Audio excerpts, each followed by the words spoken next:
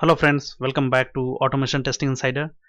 So today I'm going to talk about Selenium Framework Development Part 6. As you all know that we are creating data-driven framework with page object model design pattern, and you can call it as hybrid framework as well. Now let me show you the agenda, like what are the topics we have covered so far and what are the topics to be discussed in coming days. So these are the different topics guys we have already covered session wise. Here I have listed down, and we are at this point. We have created different test classes and we have written the scripts as well, so we are done till here. Now today I'll talk about the log4j implementation in our framework. I'll talk about the data driven testing, like how we can supply the data from Excel sheet. So if you remember, we have been using the hard coded values till now. I'll show you how we can parameterize our test, and I'll we'll talk about how we can run our test cases using testng.xml suite file, and I'll show you how we can group our test cases in different groups like smoke, sanity, and regression.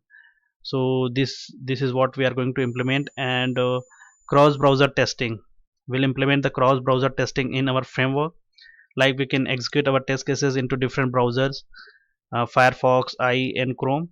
And at the same time I'll talk about parallel execution as well. So these are the different things which we are going to implement today. And in next session we'll talk about the extent report, listeners, and screenshots, and source code management, where I'll push the project to GitHub, so you can clone the project from GitHub repository. So this is what we are going to see in next session. And at the last session we'll talk about the continuous integration, like I'll show you how we can run our project with the help of jobs, Jenkins jobs, how we can configure our project in Jenkins. And I'll show you how we can send the email through Jenkins, how we can send with attachment and everything. And I'll show you some tips and conclusion of our framework at the end. So this is what we are going to be discussed in coming days. So but today we'll focus on these things. So let me start. So I'll open this folder where I have some artifacts like this framework architecture. So this is what we have discussed in the first session. And here I have created different test cases. Now here you can see guys, I have divided them into different groups. So here you can see smoke, sanity, different groups, right? Regression. So you can see here for smoke testing we have 6 test cases, sanity 3, and regression 3 test cases are there. So we'll implement how we can divide our test cases into different groups in today's session, as I have talked about earlier. Here I have listed down the topic, grouping of test cases. And yeah, so actually I should have done all this stuff earlier, after writing couple of test cases. But since we have only 10 test cases, so that's why I prefer to write all the test cases first, all the page classes and test cases first, page classes and test cases. So this is what I have done. Now we'll implement all other components like log4j, data driven testing, and all these stuff today. And guys, I have done little bit change in the code in the script in my framework because of this parallel execution. So let me show you like what are the changes I have done. So if you see, this is the project, my project, my store project. And let me show you that base class. So if you remember, we have declared our WebDriver like this, public static WebDriver. But since I'm going to explain this parallel execution as well, so that's the reason I have declared thread local driver as well. I mean thread local driver. I have created the object of thread local driver, thread local class. So this is the my driver. This is my driver. But we need to get the driver. So that's the reason I have created one custom method, this get driver method. So this get method will return the driver, get the driver, and will return that web driver. Okay, so whenever we use a driver, instead of driver we are going to use get driver, this method. Okay, so this is what a little bit change I have done in the framework for parallel execution. So let me show you like what are the changes. And to initialize the browser, to uh, instantiate the browser, what I have done here is, instead of writing simply driver is equal to this is what we have written earlier, right? To create the object of Chrome driver. Suppose I want to launch the browser for Chrome driver. So instead of writing like this, what I have done is driver dot set. Using set method, we have set the Chrome driver object. Okay, so this is what we have done. And similarly for Firefox, and similarly for Internet Explorer as well. So this is another change. And instead of using driver in other classes, let's say page classes, let me show you one of the page. Here you can see, instead of using driver over here, because these init elements will pass couple of parameters, right? Driver and this keyword. So instead of passing the driver, I'm passing get driver. As I have explained earlier, like we have created one custom method get driver, so that will return the object. So that's why instead of writing driver only, I am writing get driver.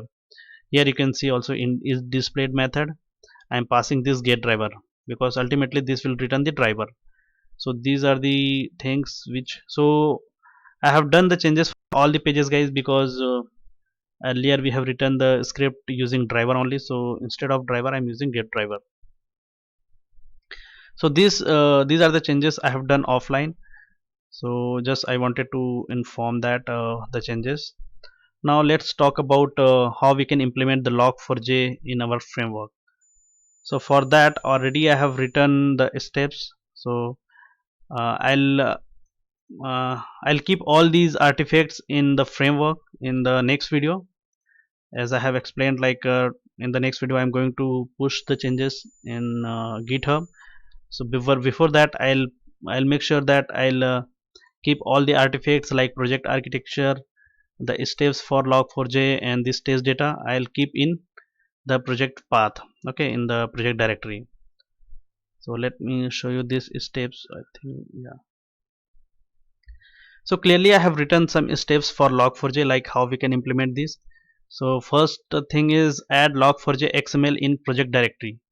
So already I have that log4j xml. Let me show you that one in previous project. So here we have log4j xml. So simply I'll copy this and I'll put this in my project directory. So just select the project and click on paste. So here you can see this log4j is coming over here. So this is very simple. If you don't know about the log4j, I have already created video on this log4j, like how we can write the logs in your script. Okay, how we can get the logs in on console, and log4j file how we will get. So for that, if you go to my channel,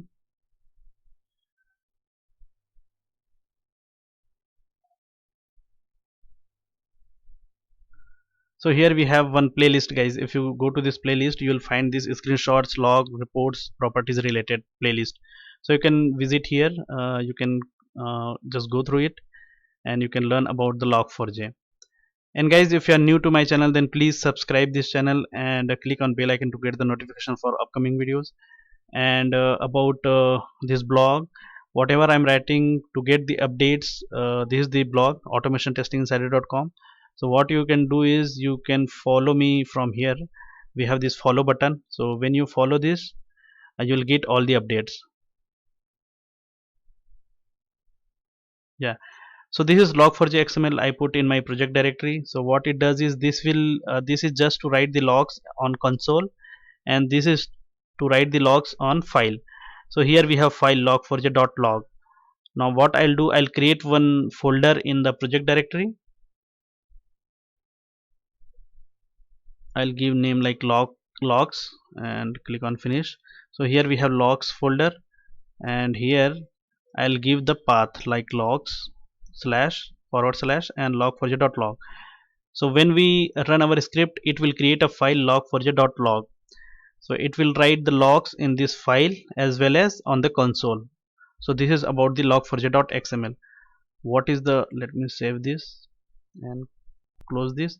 What is the next step we have to take? Add log class in utility package. So we have in the previous project itself, we have that log4j.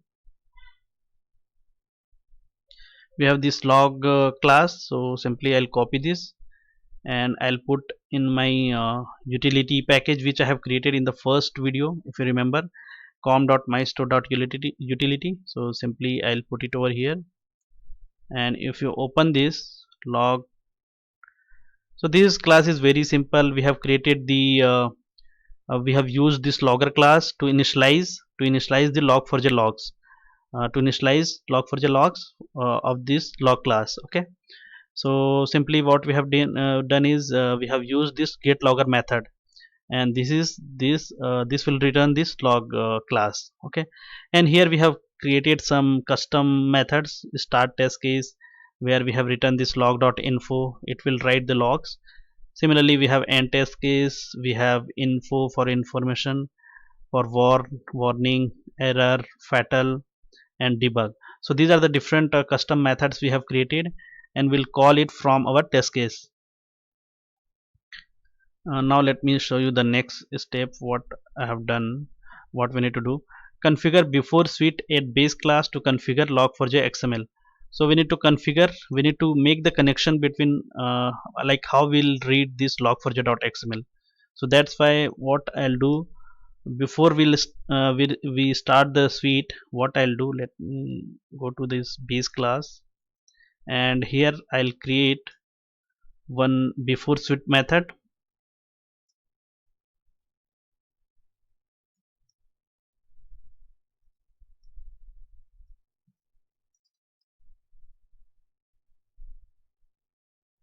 and I'll give annotation before suite, and simply I'll copy paste this line of code. So what it does is, let me just mouse over on this DOM configurator class. Use this class to initialize the log4j environment using DOM tree. So it will initialize this log4j.xml. Okay, so this will initialize the log4j.xml. So we have written this before suite. So after suite is not required as of now, so I'll keep only before suite. Now what I'll do, what is the next step, and simply we need to just call the methods in test case from log class. So in log class we have all static methods, so simply we can call the methods using this class name, right? So we'll call all these methods from our test script. So let me implement these logs, whatever logs we have for one of the test case, one of the test let me open this. So these are the different test cases I have. So let me implement for login page. For login test we'll implement this. So simply we'll use this log class, log dot start test case we have, right? And simply we'll provide the test case name over here, like this. So this is what you can do. And yeah, here you can write log dot, we have info method, so you can provide some information over here, like user is going to click on sign in, like this. You can now here you can, what you can write is log.info. After clicking on that sign in, user will enter username and password. Simply you can write enter username and password, like this. You can write enter username and password,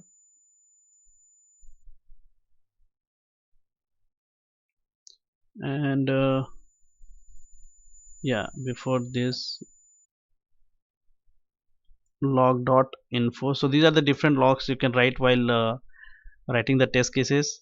Okay, so this I should have done this earlier, but since we have explained earlier, like we have only 10 test cases, so that's why I written all the test cases first, and then I'm implementing these logs. But ideally we should have done this log implementation earlier, so that while writing the test cases you can simply call all these methods and you can write your logs. So right now I'm writing verifying if user is able to log in, and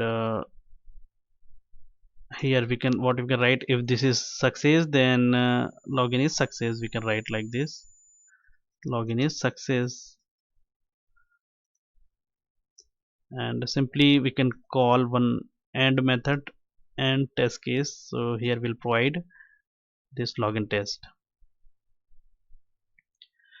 Now everything is done, guys. Let me just run this test class. So I'm writing, I'm just I mean, we have different test cases, but I'm running this only this login page test. Okay, so let me run this. Whether it will log the information or not, we'll look into it.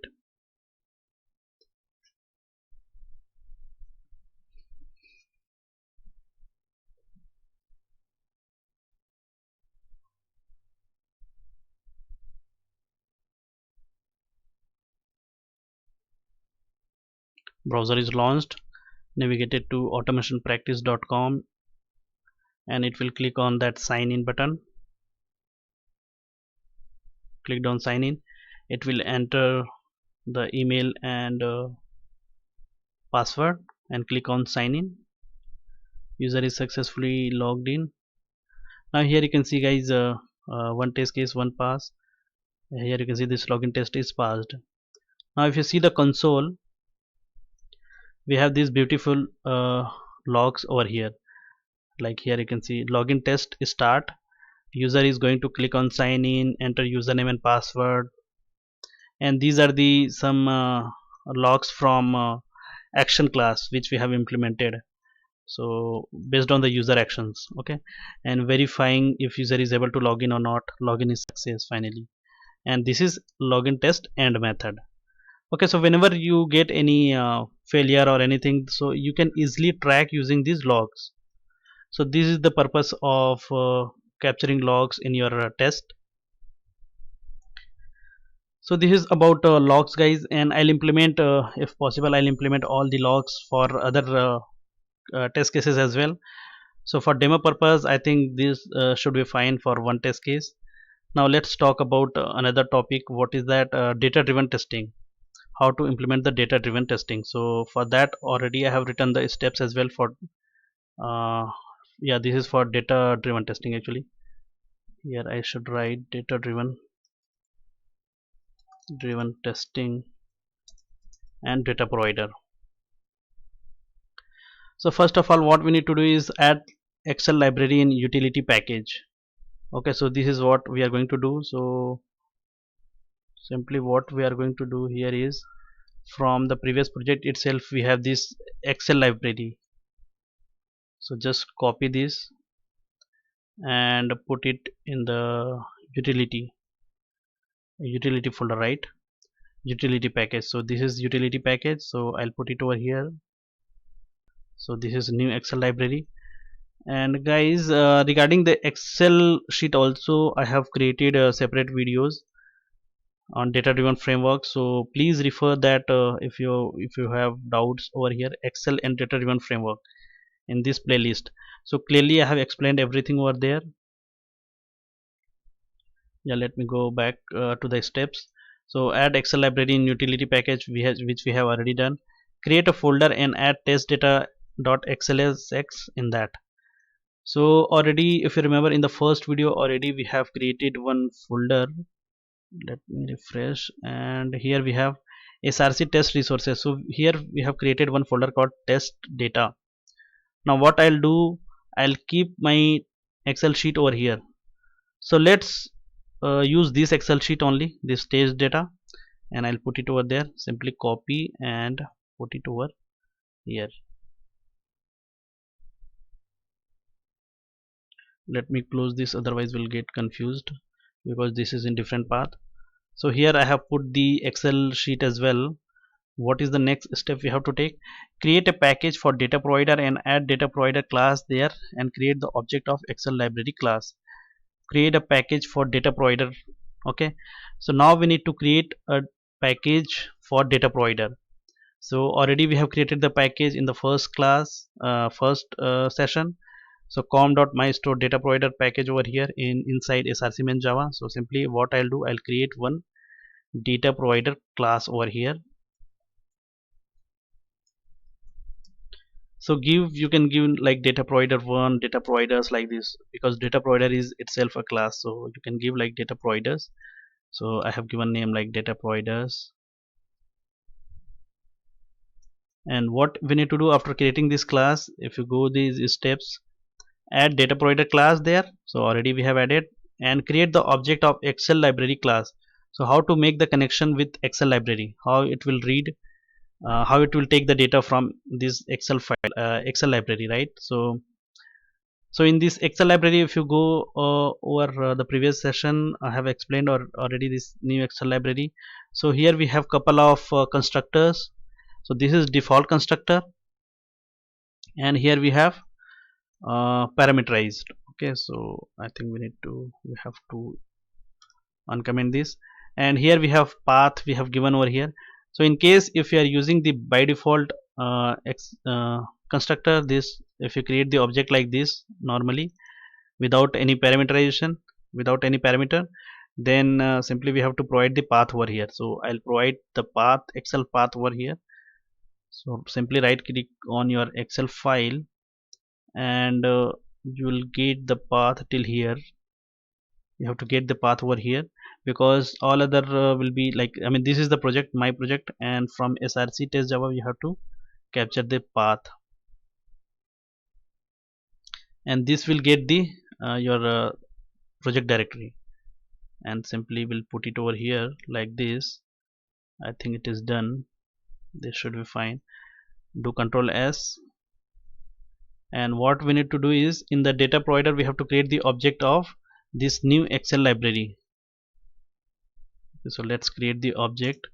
I'll give name like obj and new like this.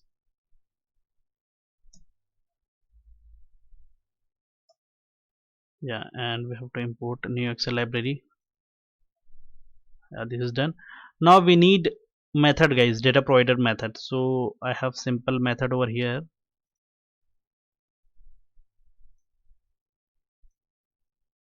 This is the method I have. So let me copy this and put it over here, and we have to add this data provider annotation from org.testng.annotations. So simply add that data provider. It is being added.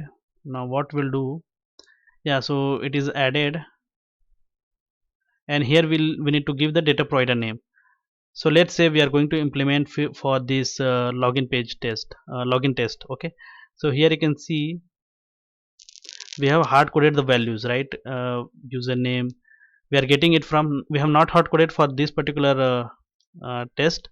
We are getting it from configuration file, but right now I want to get it from excel file. So how we'll get that? So here what I'll give, I'll name, let's say I'll give name like credentials. I'll give name like credentials, and which data I'm going to read, which excel sheet. Okay, what is the worksheet? So we have to provide the worksheet over here. And another thing is, because excel sheet path already we have given over here, correct, and simply we have to give the worksheet name over here. And about this class, this particular data provider method already I have explained in the previous video, guys, so please go and watch the previous videos, excel in data driven framework, if you have missed that. Okay, and do not worry, guys, I'll provide all the links related to different previous videos in the description box of this video. So let me go over the excel sheet, not here, this excel sheet. So right click properties, and we'll go to that path, and I'll open the excel sheet from here. So this first worksheet is for test cases. So second, I'll for second worksheet I'll write credentials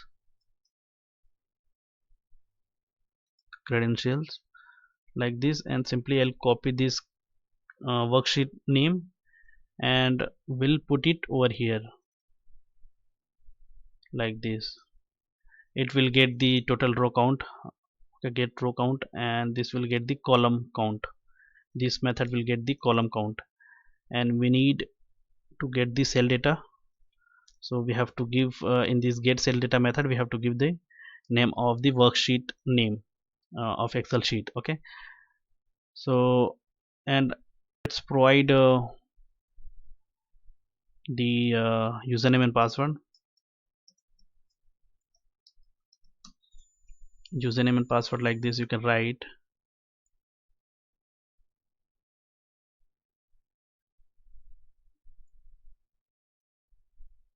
and let me give what is the username we have. We can get it from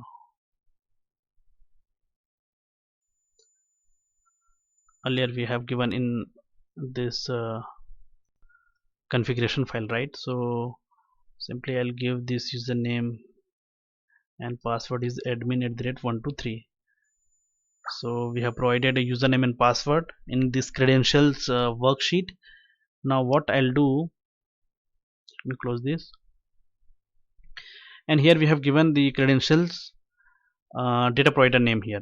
Now we need to go back to our test case, this login page test, and here we have to write the data provider name. We have to provide the data provider name over here. So this is the attribute data provider, and in double quotes you provide the data provider name. In this, sorry, uh, what is the data provider? This is the data provider name, credentials, which we have to supply over here, and this should have the same name as we have given in the data providers class. Okay, in this get email data, so instead of get email data, get credentials, credentials like this. Simply I have changed this method name, and whatever data provider name I have given over here, credentials, that should have that should be there in this test class as well, data provider and this, and how it will connect with that data provider class, right? So for that, no need of comma I guess, so we need comma, yeah, data provider class. Now we need to read that class, right? So this is what another attribute we have, data provider class, and data provider dot class. Okay, so this will give you the, one second, here we have to provide the data providers class like this, like this. The class name, what is the class name? We have data providers, so that we have to give over here. Now what we'll do, it will read two values, right? Username and password. So simply I'll provide a string username and a string password, and let me comment this line, and I'll copy the entire line. So earlier we are getting the data from configuration file, now we'll get it from Excel sheet. Okay, so how to supply the data? In this login method we need this uname, and what is the password? This password. Okay, so this is how we'll get the data, whatever we'll get from data providers, and that will get take by this login test. Okay, and will supply to this login method. So I think all done. Let me try to run this. I think it should work, so let me run it.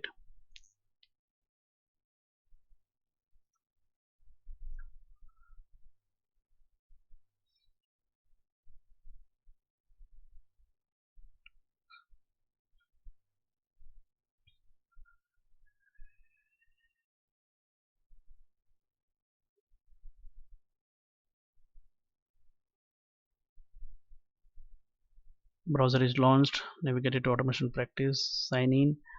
Now it will sign in with username. Here you can see, and click on sign in. It will close the browser. Now here you can see why this is second time. Acha, we have given second rows as well, so that's why it is reading the second rows, but there is blank, there are blank values in that second row. so simply it won't give anything. Here you can see, yeah, so that's why we have it runs two times. So this is how you can parameterize. So let me show you.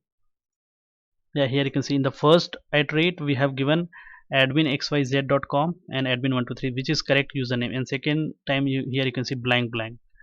Okay, so let me do one thing. I'll provide some random value over here at the rate .com, and I'll give the password like anything.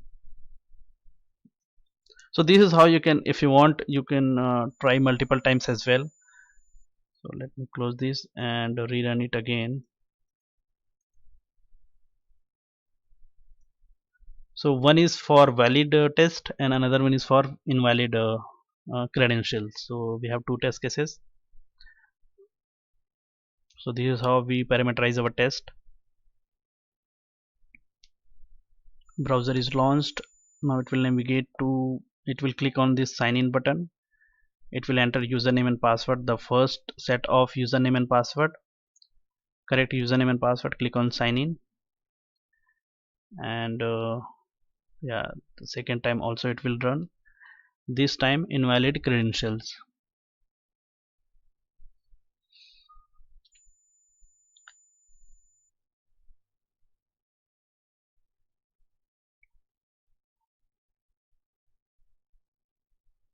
Here you can see, so we got error as well, authentication failed. So this is how you can parameterize your test, guys. Data provider, you can parameterize, you can provide uh, I mean you can apply data driven testing in your framework. So for the rest of the classes, test classes, I'll do offline, because otherwise if I apply it will take so much time. So I'll show you in the next video after doing this. So I'll create separate data provider methods for all of the other let's say, let me show you, like this account page creation is there. So this will take one parameter, one email, one data, right? So I'll create, what I'll do, I'll create, yeah, let me open this Excel sheet. So I'll create separate worksheet. I'll provide like email or something, and then the rest of the procedure will be the same. I'll create one more data provider method over here, and I'll give some name like get email or something, and then we'll get the email from that Excel sheet. Okay, so this is what I am going to do offline for all the test classes, whatever we have provided hard coded values.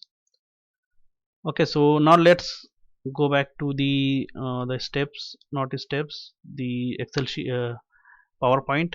Now run all the test cases using testng.xml. So how you can run?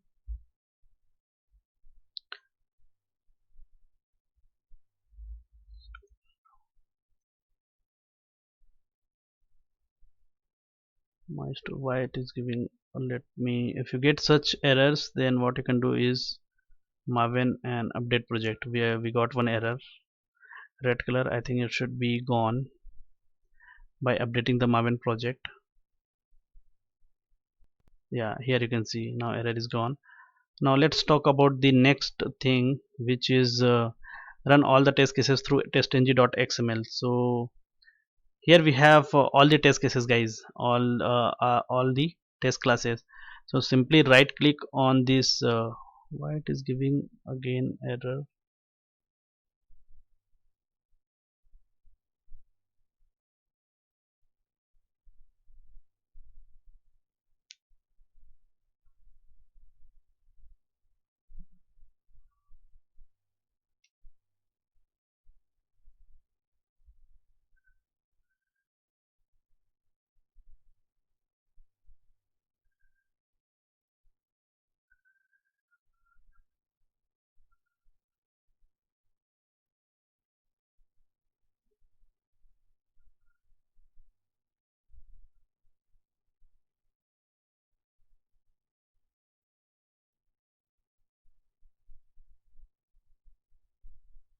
Is anything missing over here?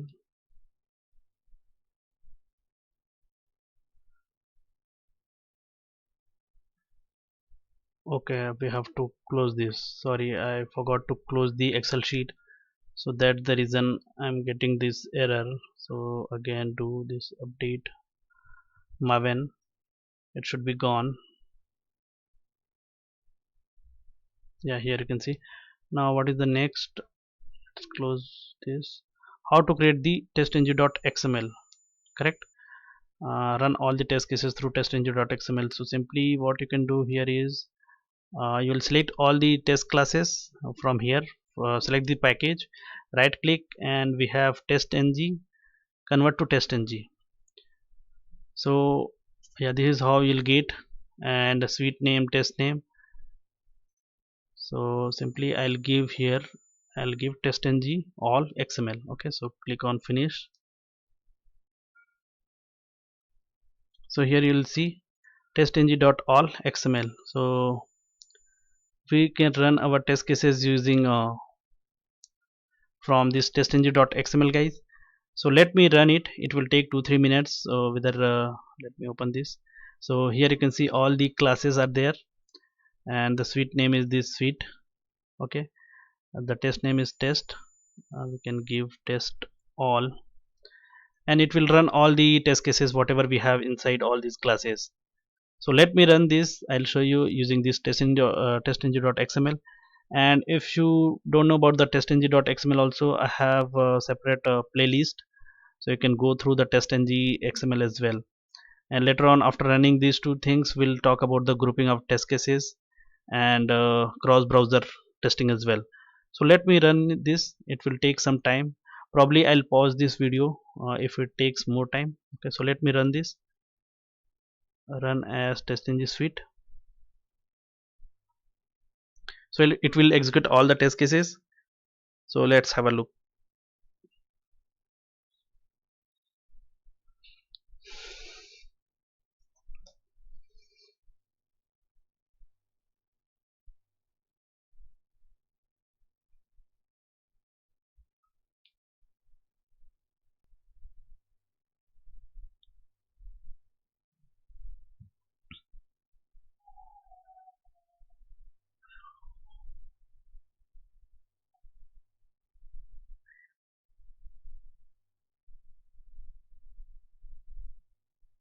Yeah, hello guys. So everything is run successfully, like we have executed our test cases, but there are some failures. There is power off in the middle, so that's why we got some failures as well. And there are 11 test cases. Why? Because for login test we have couple of test cases, so that's the reason it runs twice the login test. Here you can see this for admin, and this is the user we have given.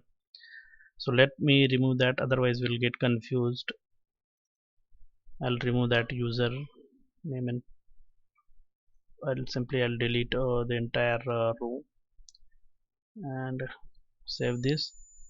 So here you can see all other test cases are passed. The most importantly, we have this end-to-end test case is passed.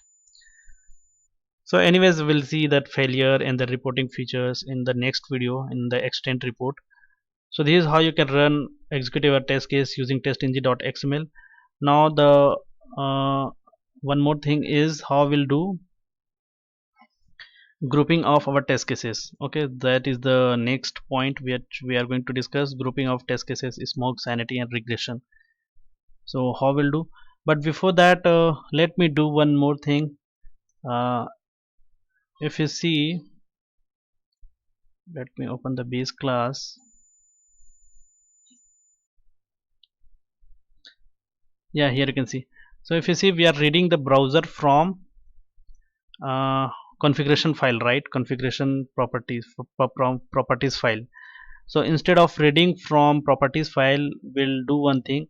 I'll add the parameters annotation here, and we'll read the browser from properties file. So we'll supply the browser name in the XML. Okay, and based on that it will execute our test, this launch app. So what I'll give name like a browser name over here. I'll give the same name like this, or let's say browser only. And I need to have one parameter, this parameter.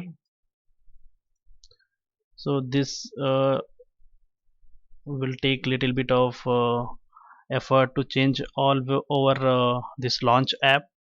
So here I'm passing this browser string type, right, browser, and simply I have commented this line to get the browser from property file. Now we have to do some changes over here. If you go to this account page, now here we need to pass the browser string browser, and we have to pass this browser in this launch app, because this launch app will take one parameter, right, uh, this browser name. So whatever will pass through this XML, it will get based on the parameter. Okay, so we need to change the entire this before method in all the classes, guys. So simply I'll copy this.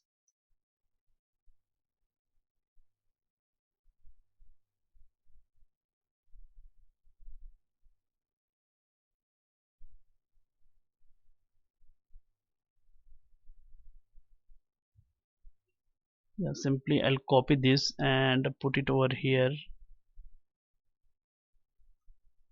this before method. I'll put it over in end to end. So I need to just make the changes in every test class.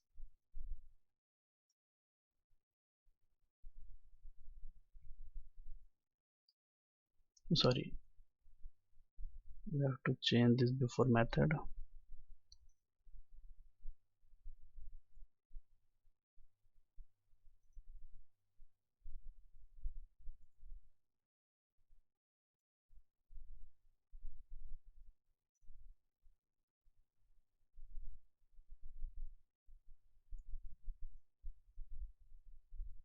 like this. So let me close all the and open this base class. So we have one parameter in this launch app method. Okay, see this parameter. So we'll pass the parameter from XML, and based on the parameter name it will get the parameter name. Okay, it will take like whether will pass Chrome, Firefox or it will execute accordingly. Now what I'll do, let's do the grouping. So already we have written in the test cases, we have divided them into different groups. So if you see, we have divided this my store logo test, smoke, and smoke group we have given. So index page test, so let me open that index page test first.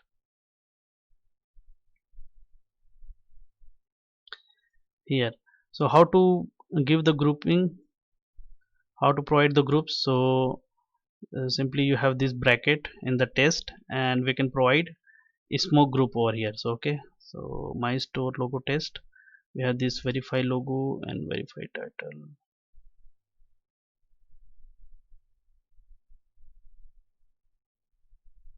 Yeah, so simply we'll provide groups over here, and I'll provide, this is smoke, right, so we'll provide simply smoke.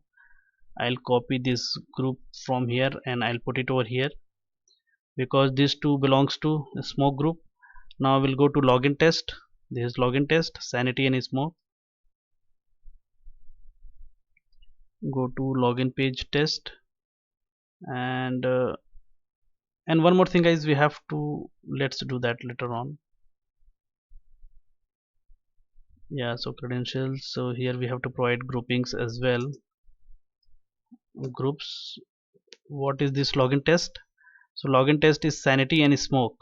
Okay, so how to provide a sanity and smoke both? So we have curly braces, curly bracket, and here we'll provide smoke and sanity, like this we can provide.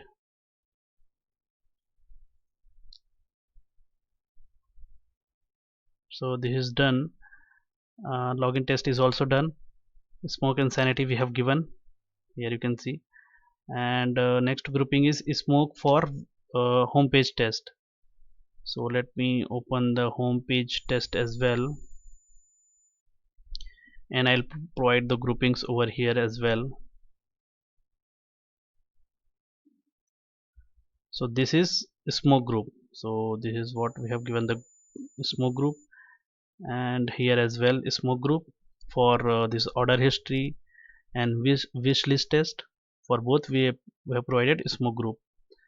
Next is sanity, create account page test, account creation page. So we have account creation page, and here we'll provide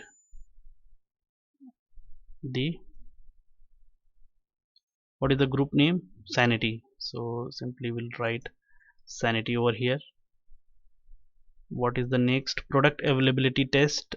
So which page it belongs to, search result page. We have this search result page, and here we'll provide smoke. So smoke is given over here, and add to cart. So that will be add to cart belongs to add to cart page test. So add to cart page test, and here we'll provide regression and sanity. So for that we need a bracket. So what is that, regression and sanity? So we need a regression comma sanity, like this we can give. And what is the next thing is price test is regression. So price test belongs to which uh, test class, order page test. So we have this order page test, and here we'll put order page test, and this should be regression test. Okay, and last end-to-end test is regression. So simply I'll copy this, and I'll put where is end-to-end. So this is my end-to-end test, so this should be regression. Simply I'll close all the things, and one thing we need to do here is for all these suites whatever annotations we have, we need to provide the groups, guys. So for all the groups like this, which whatever it belongs to, so we have divided three groups in our test cases, right? So we'll provide all the groups name over here, smoke, sanity, and what is the third one is regression, correct? Like this we have to provide. So simply copy this grouping part groups and put in all the annotation, parameters not required. So we have put in before suite and test before test over here, and now all the test classes, before method, after method, test already we have.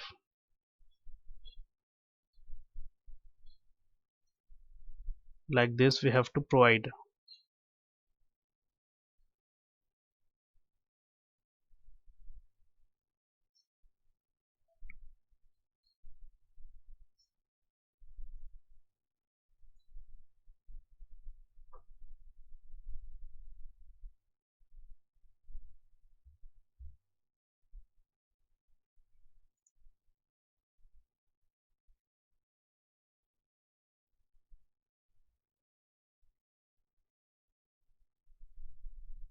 And this is the last one.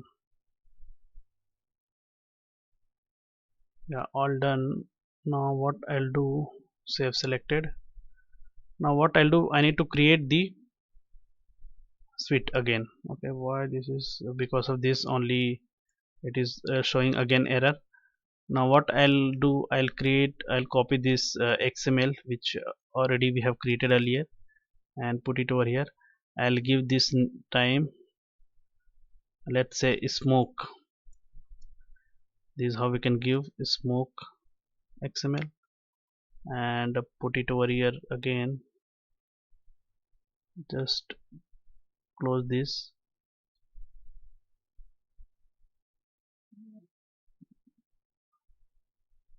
Sorry, simply copy this smoke as well and put it over here. The second would be sanity group, sanity XML, and the third will create one more for regression.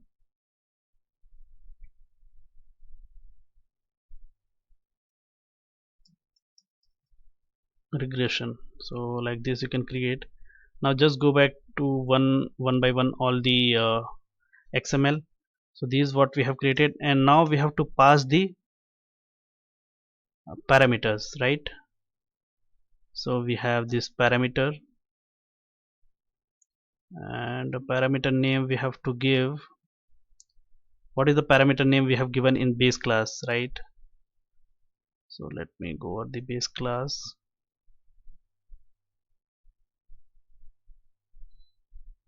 What is the parameter? This is the browser. The same name we have to give here as well. And what is the value?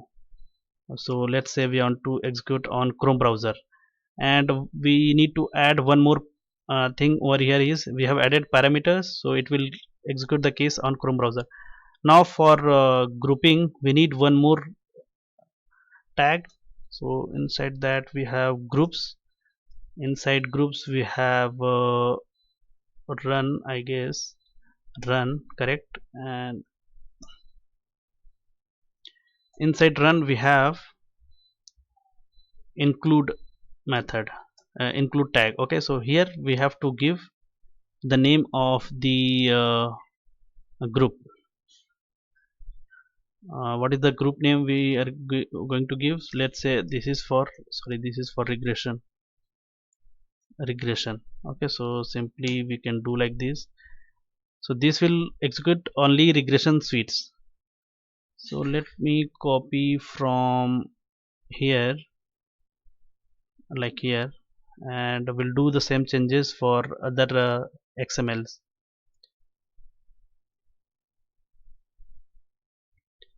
This is sanity inside the test, and here we have to give sanity like this.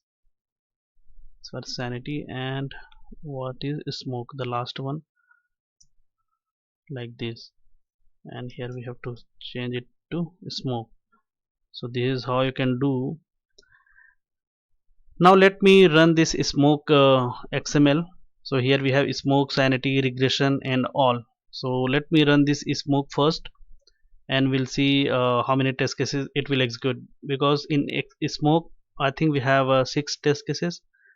So let me run this, irrespective of whether whatever classes we have, but it will go whatever the group's name we have given in the test cases. Okay, so it will execute accordingly. So let me run this, run as TestNG suite.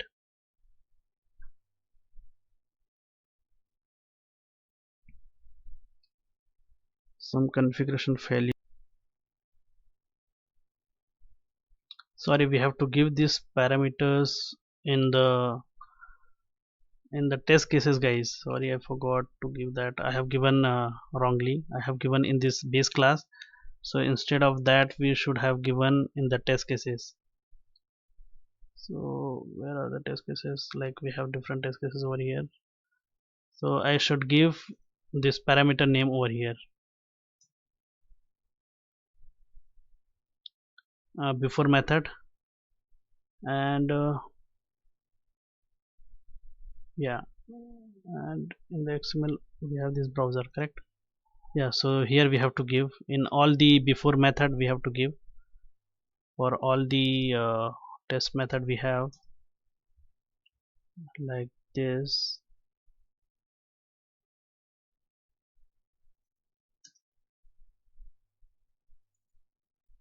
Home page test as well.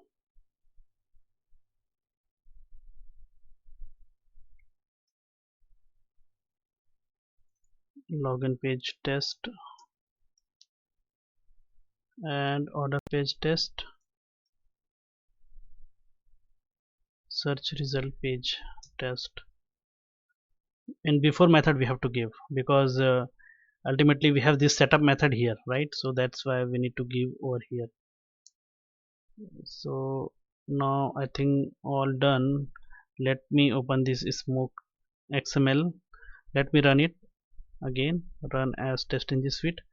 Now this time it should be fine. So let's have a look. Now you can see the error is gone. It is not throwing any exception. So it will start all it will execute all the cases belongs to smoke group.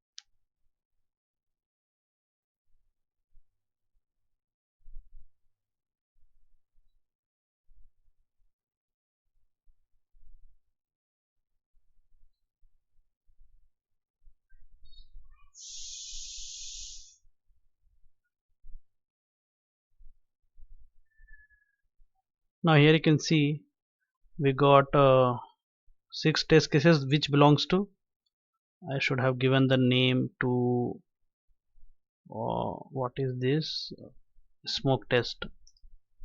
So based on that it will come over here the name, okay, and the suite name, okay.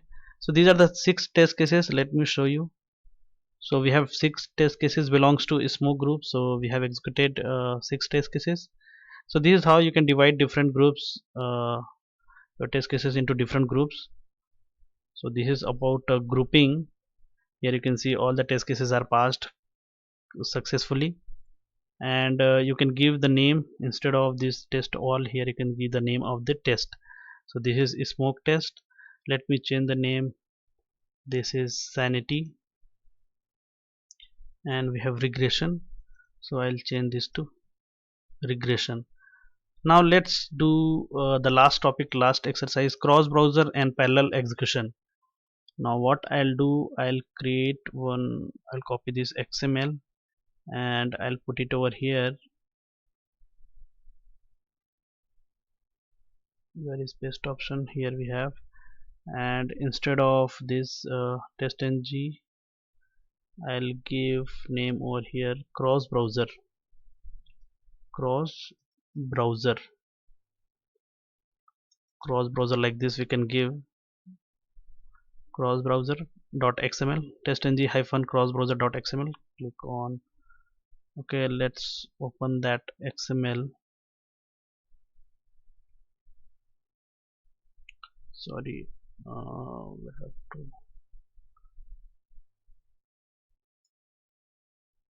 cross browser, like this we have to change the name, cross browser. Now it's correct. Now instead of this regression, I'll give cross browser, and we can remove this grouping from here, that is not required now. Now let's do the cross browser testing for one of the test class. Let's pick this index page,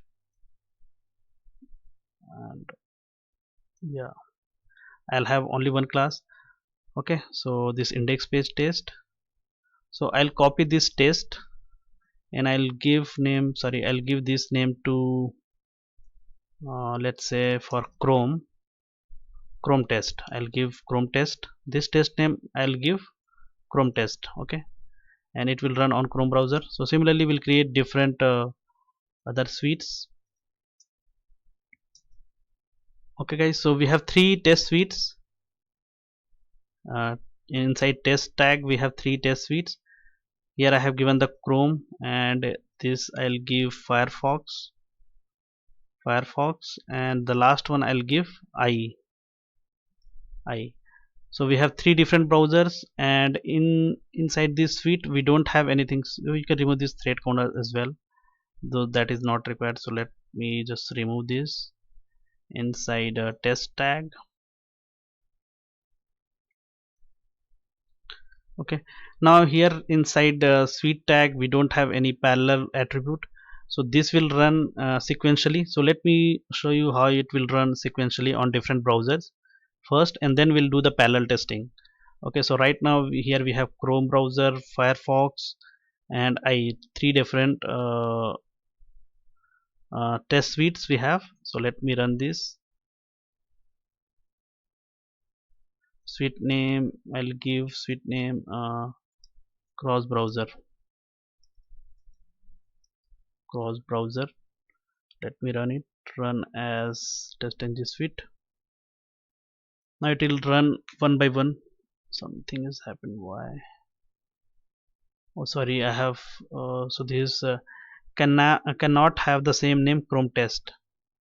So yeah, Chrome test here we should give the different name. We'll give Firefox test. We cannot have the same test name for different suites. Okay, so here we have Chrome test, so we should have different name over here. And iTest, I should give iTest over here. Let me run this. Right click, run as testng suite. Now it will run one by one in all three browsers. So we have only one index page test class here. So I think we have couple of test cases inside that, so it will execute. So the first one is Chrome browser. So Chrome browser is launched, and it will executing both the test cases there.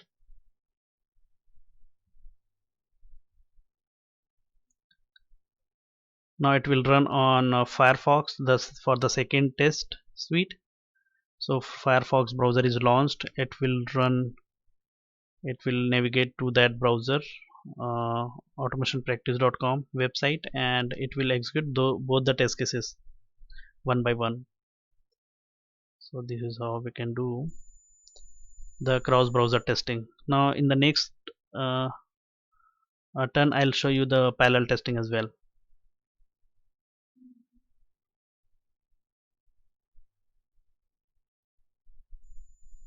Yeah, now it will start IE, Internet Explorer. So here you can see.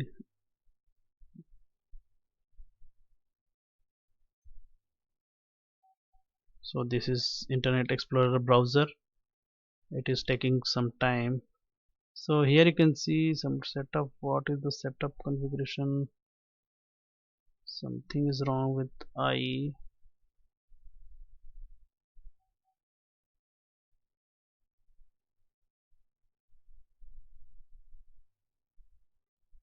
Because browser is launched. What is the problem then? Firefox is fine, Chrome is fine.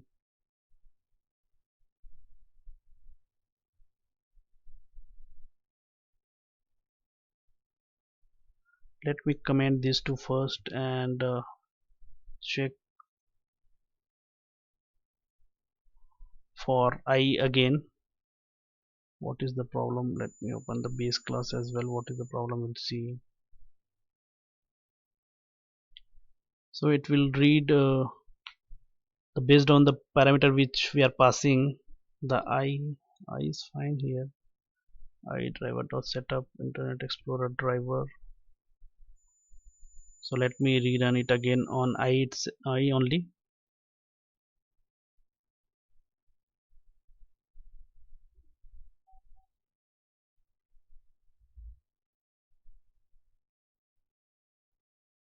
Yeah, now this time it will navigate to automationpractice.com, guys. Yeah, so I think that some problem is there when the first time it launches the browser. So I think this is fine. It will execute the second test case as well. Yeah, perfectly, it is working fine. So now here you can see two test cases on I test. So similarly we have seen for Chrome and Firefox as well. Now what I'll do, I'll let me uncomment this source, remove block comment. Now we'll do this time in parallel mode. What is happening here? Yeah,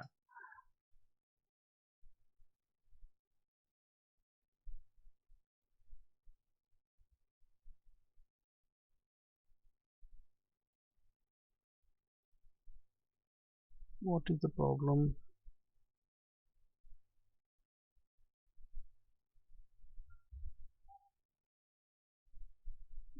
Yeah, it is fine now. Let me add the parallel attribute, and these are the different attributes it'll give, values it will give. So we need to run test parallel. Okay, so we want all the test cases to be run in parallel mode. Okay, Chrome test, Firefox and iTest. So let's see like how it will run parallelly on different browsers. So here we have given one attribute called parallel test. So let me run it.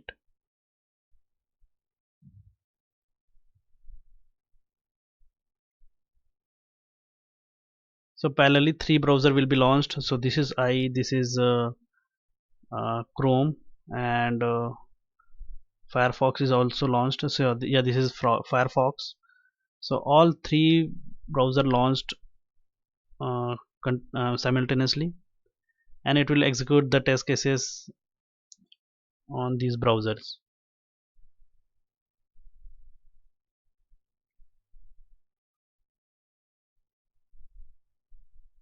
So we have two test cases in that class.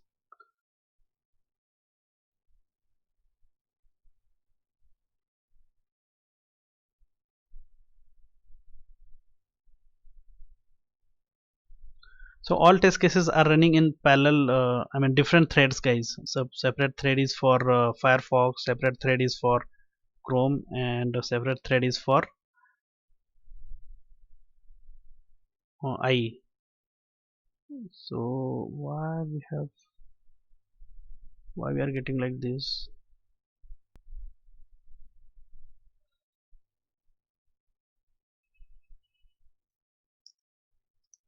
Thread count we have to give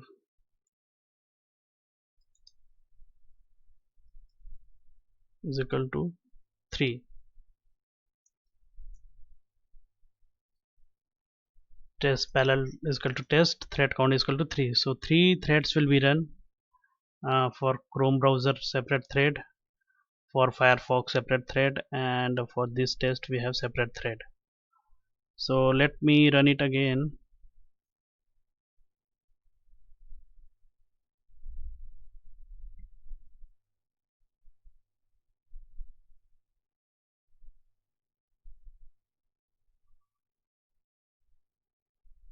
So three browser will be launched, IE, Firefox and Chrome simultaneously.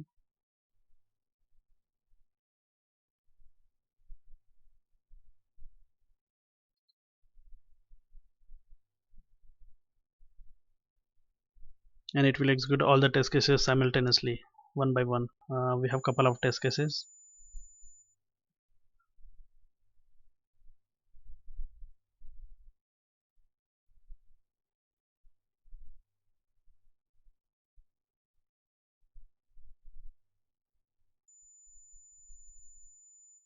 Yeah, here you can see.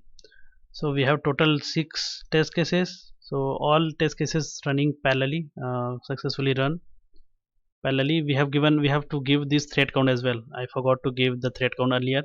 So we have to give the thread count, so it will run on separate threads. And here you can see the results. So this is because of the this TestNG version guys. It is showing like 12 passed, but if you see this console we have 6 test cases only. So there is problem with the latest version of